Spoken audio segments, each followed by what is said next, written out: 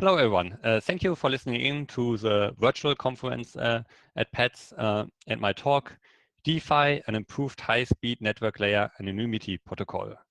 This is joint work with my colleague, Alexander Bajic, and the research is supported by our industry partner, Rheinmetall. So what's the agenda of today's talk?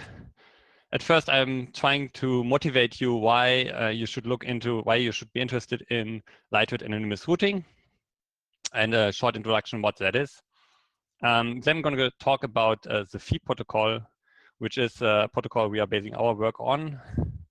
One of the contributions in our paper were attacks on it. So we present the outline of the attacks and the improvements, how we can defend against them.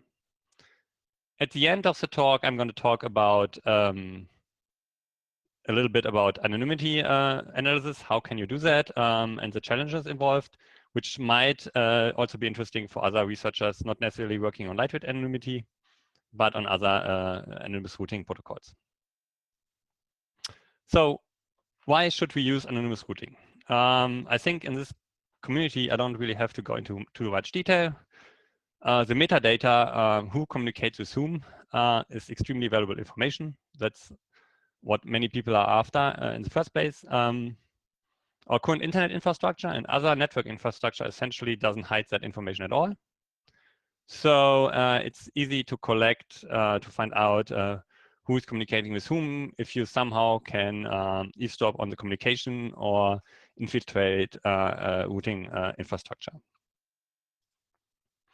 The typical use case or typical motivation, why should we care about anonymous routing, is mass surveillance. It's quite easy to set up mass surveillance in the internet, collect who is communicating with whom, with quite severe consequences for civilians if they're, for example, in a non-democratic state. And in the literature, this is basically most people talk about this motivating factor and how we can introduce anonymity into the internet infrastructure. I wanted to briefly mention that there's also another spin to that. Essentially, we were asked by industry partner to look into it, not to prevent mass surveillance, but actually to secure corporate networks, WANs and LANs. Why should you do that? Basically, also for an attacker that wants to infiltrate a network, who is communicating with whom is extremely important and valuable information. And if you hide this information, you can essentially hamper the reconnaissance phase of the attacker and lateral movement and make it much harder for the attacker to reach its target. And that can be, for example, the case if you compromise the router in the network, or if you look at advanced large corporate networks, international corporate networks, if one side has been compromised, it might be important to prevent an attacker in that compromised infrastructure to find out the entire network flow of the network and the important targets. So I just want to mention that this is a topic that has not been really looked into too much, why you want to use lightweight anonymity protocols, but I really wanted to note to you that besides mass surveillance and the internet, corporate WANs and LANs is also something this technology can be very interested for. That was generally about anonymous routing, so preventing somebody to find out who's communicating with whom at what time. So one question might be, why not simply use Tor? And I'm stealing this nice table from Chen's 2017 talk that introduced dPHI, which essentially shows that yes, we have great anonymity protocols that can prevent anonymity to certain degrees, but it usually comes with huge performance trade-offs. And a lot of research kind of tries to make anonymity better and better and better, but what lightweight anonymity looks at is basically the left part that say, okay, we want anonymity, but the performance that is required in many networks doesn't allow us to integrate these anonymity protocols that have been proposed. So, okay, let's focus on performance over anonymity so that we can actually integrate it at a large scale into these networks. And that is basically the research that we are looking into. So what is lightweight anonymous routing? At the network layer, we want speeds like 100 gigabits per second. We want really low latency. One important part is that we don't want per flow state to ensure that there's, for example, no denial of services. If you have the internet, for example, there's so many flows going on, you don't want one routing node to store all the flows because that might be a bottleneck. And we want to be able to incorporate it into the network architectures. So we want it as network layer so that you can use different applications on that. And essentially have small path lengths and not this overhead that you have with onion routing where you have multiple hops, so the path length and the traffic in the entire network increases quite a bit. So this is a rough motivation. So lightweight anonymity protocols have been proposed. The first one has been basically proposed in 2012, LAP. It only has sender anonymity, so it only protects who sends a message, but not the destination. It's extremely efficient as it doesn't have any kind of public key cryptography. In 2014, Dovetail was proposed also here at PETS. It includes partial receiver anonymity, so half of the nodes, basically the nodes closer to the destination know the receiver, but not the other nodes. But it requires source control networking architecture, namely pathlets. In 2017, phi was proposed also at PETS. One great advantage of that compared to Dovetail was that you can use it with different routing policies, and particularly can use value-free routing policies with that, which is important because the internet infrastructure today is based on value-freeness to do the billing. Additionally, it does hide also the distance to the source and destination, so how many hops have passed, which is an important, which can quite increase the anonymity quite a bit. We later see numbers for that. And also has some other features like it can link a session ID to a secure key to prevent man-in-the-middle attacks. So now I'm going to try to give a short introduction of the phi protocol. We're going to do that with a little example. We have a source here that wants to communicate with the destination D. And the first thing that happens in this protocol is that we choose a helper node anywhere in the network. In this case, it's we choose A12 as the helper node M.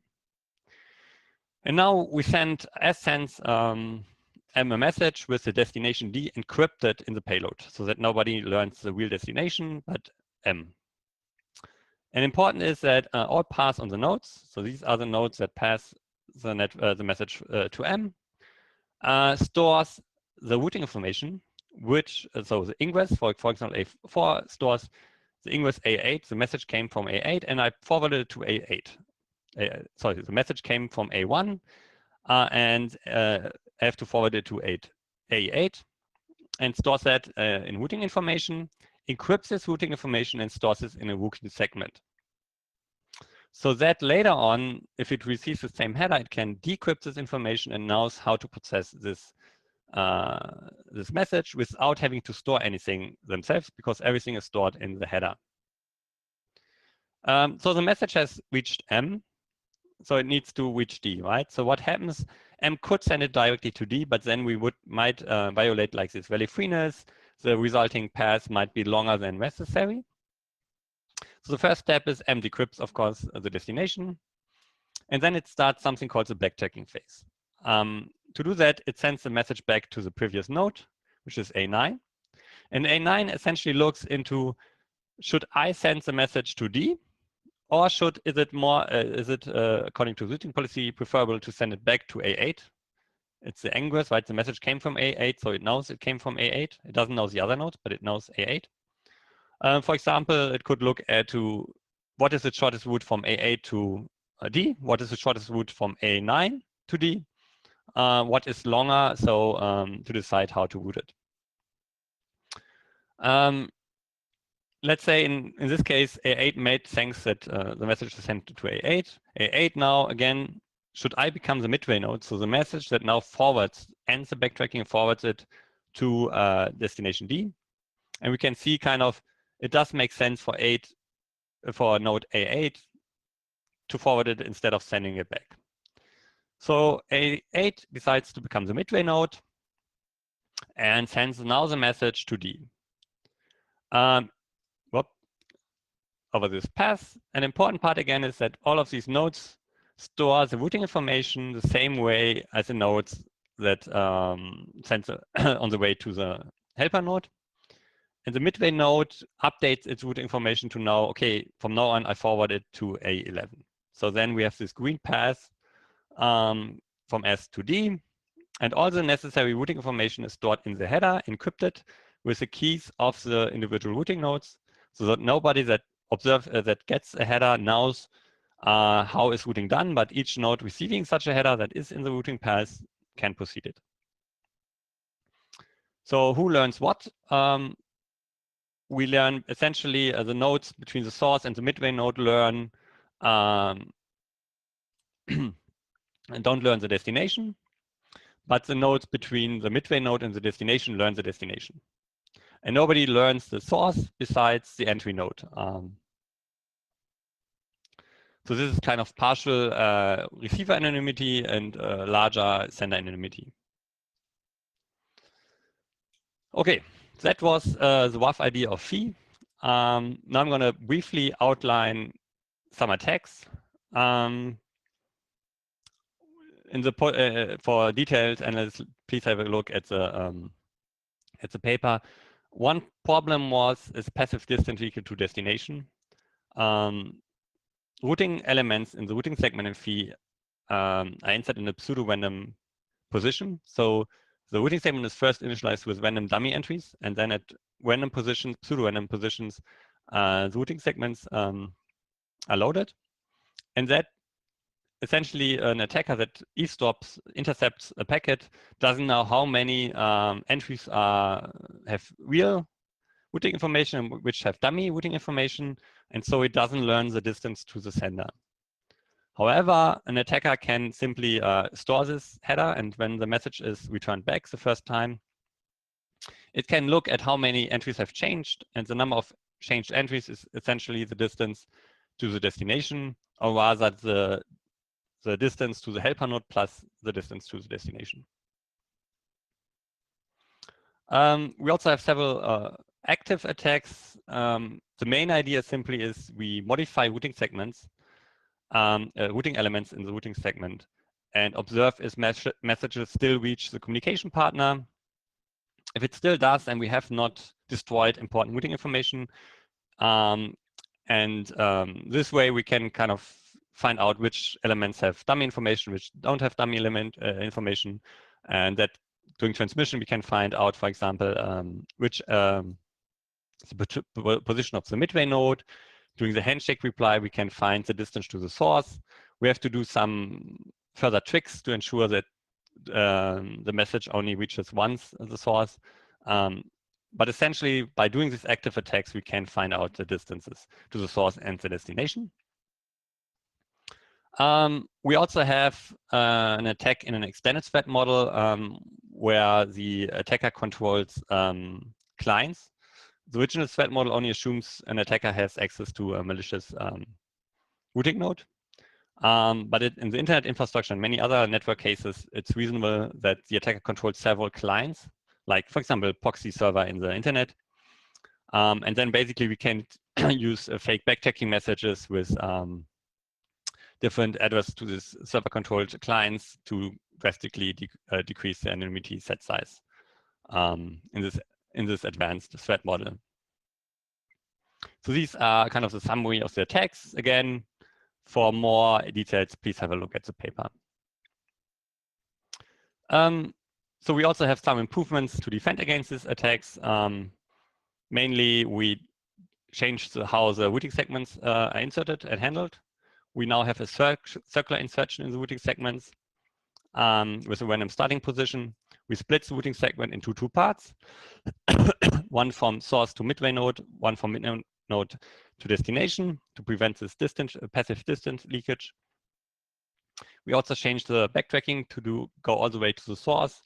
And these changes are essentially done to add several integrity checks of the routing segment that basically detects these active attacks.